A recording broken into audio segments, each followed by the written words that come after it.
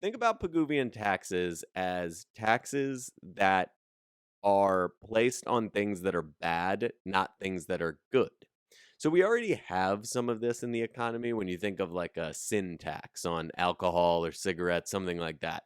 You're taxing something that is a bad thing in that it is not good for us physically, right? We can all agree that alcohol and cigarettes are not good for us physically, and they are taxed more. It's a bad thing being taxed more than a good thing, right? What's a good thing that is taxed? Well, income, for example. Property taxes, for example. Those are good things. Those are things that we want people to have. We want people to have an income. We want them to have property, and yet we tax them. And so the idea of Pigouvian taxes is basically that we need to shift to a system that taxes more of the bad things and not so many of the good things. So Dr. Brynjolfsson goes on to talk about, as he's answering this question, this idea of Pigouvian taxes, and it was really cool because it's like I knew the idea of sin taxes existed, right? But to find out that you have this model that basically takes that system and applies it to everything was just really cool. So I just like really enjoyed listening to him explain it. And once again, I just kind of give you a summary of some of the stuff that he was saying about Pigouvian taxes.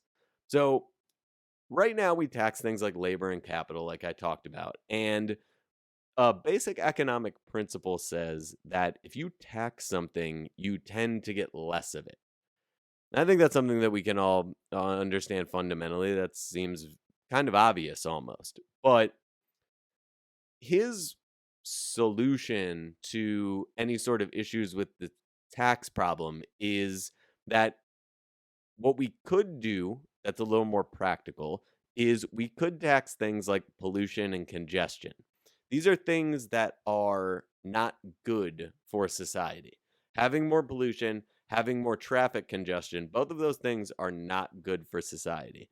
And if it's true that we follow that basic principle of economics, which is if you tax something, you tend to get less of it, why would we not tax those things to create less congestion and pollution if we're able to? If there's a mechanism that exists that allows us to tax those things, and that's what these Pigouvian taxes allow us to do. So, in the pollution example, he talks about a carbon tax, right? And he actually spoke to, which I thought was really cool because he's obviously a professor of economics at Stanford and MIT. We're talking about a very smart guy, and he actually said that as much as the media wants to make you think that politically we are at odds over the idea of like a carbon tax, for example, to try to curb pollution, it's really not the case. So he pointed to the example in this interview that Greg Mankiw, who was the head of George W. Bush's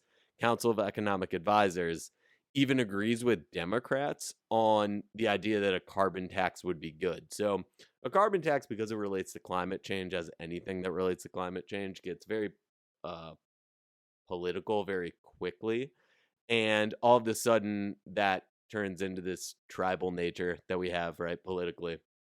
So all of a sudden, it's like this argument sort of breaks out, and everybody, I think, assumes that there's these two sides with these two ideas. But like he said, the carbon tax itself among economists is seems to be um something that they think of very positively. Now, I'll be honest with you.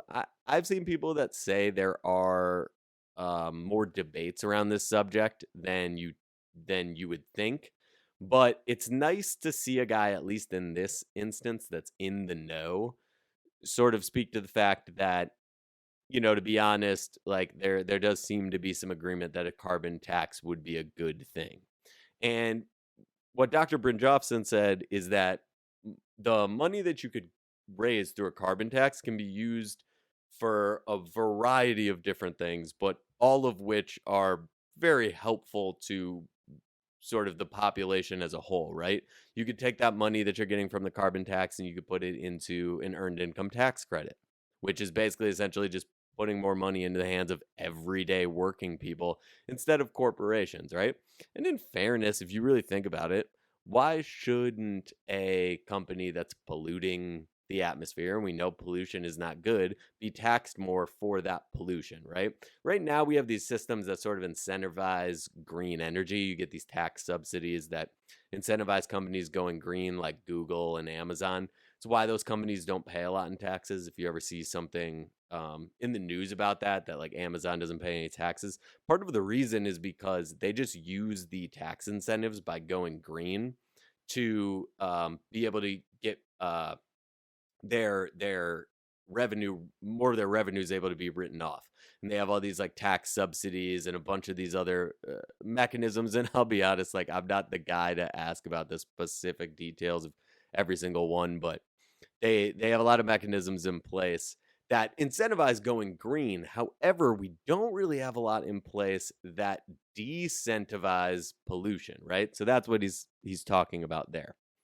Now, when it comes to the congestion tax, and we're going to get into that a little more later, basically what he said was you have a lot of costs associated with traffic. And I like to use this as the main example because everybody can relate to traffic, right? Especially if you live in or around a big city, you're very familiar with the that sort of s- I don't know how to say it. It's just sort of like the depressing nature of traffic, right? Like I am from suburban Chicago, right? My dad sits in that traffic every day.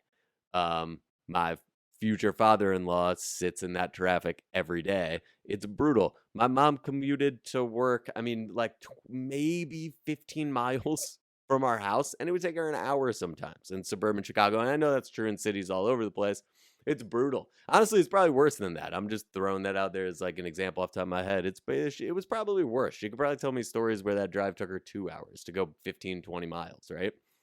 And so the costs that are associated with that traffic are all related back to productivity. Like we are paying for that traffic in a variety of ways.